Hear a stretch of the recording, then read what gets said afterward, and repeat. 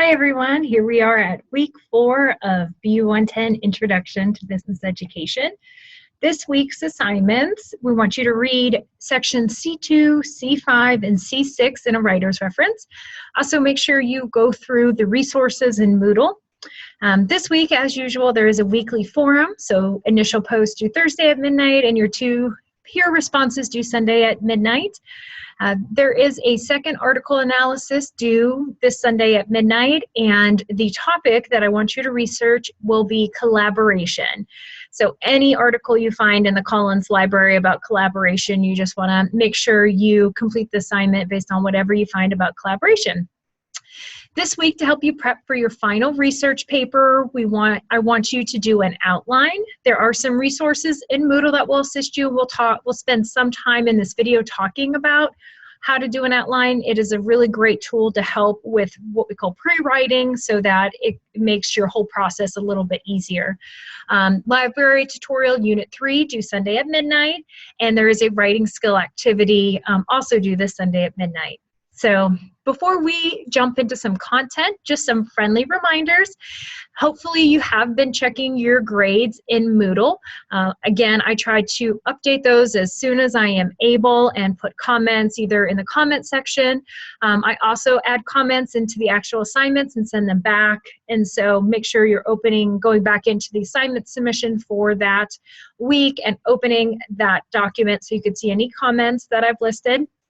It looks like almost all of you have been watching the instructor videos, but I highly recommend that you continue to do that, but also to look through Moodle for all the resources that I put in there.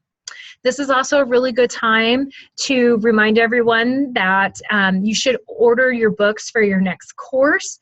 We recommend ordering it at least 2 weeks before the class starts, so start thinking about that. You'll want to go into your student portal under the academics tab and look for the book information.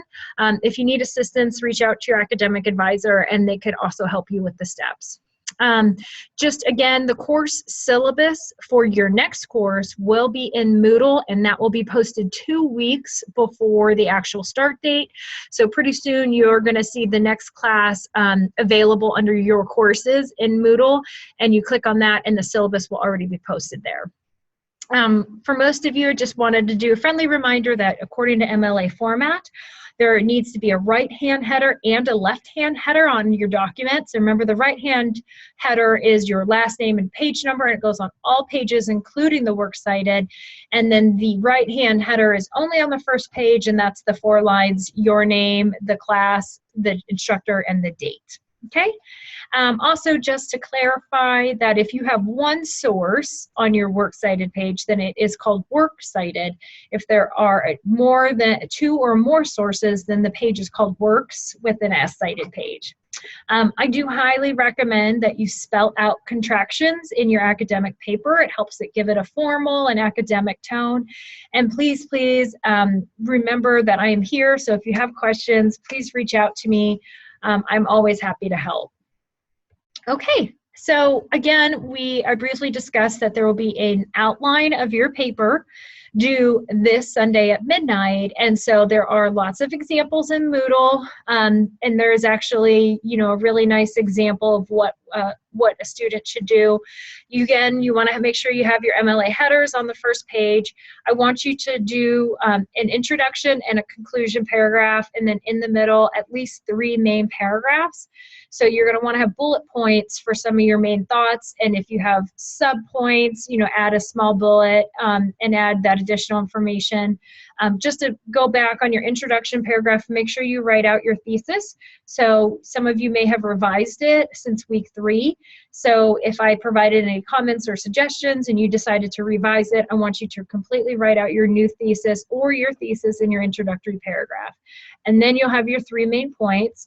The outline is a very useful tool to make sure that the sequence of your information makes sense, to ensure that the content you're putting in relates back to your thesis. And it's also a nice way to see if you have too much or too little information.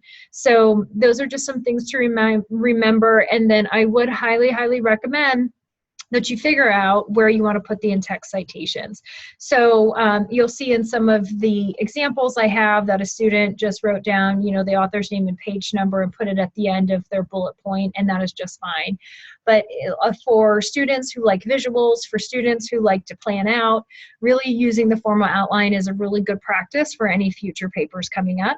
As always, I will provide feedback about your outline and get it back to you so that you can use that when you're finalizing your final paper, which will be due in week 6. We're going to move into something called a point of view, and this is a little bit more on the grammar side, but it will help you with your writing activity this week. So the point of view is really the narrator's position in relation to a story or a paper. So really there are 3 points of view: first, second, and third. And so when you're thinking about academic writing, generally, all of your papers should be in third-person point of view, and that is perfect for academic writing. It's, you know, when a student might say, you know, society believes in this, or Americans want to know that. That's third person. First person can also be used here at Baker and throughout your program. It's helpful when an instructor wants you to do a reflection or wants you to consider something in your personal and professional life and write about it.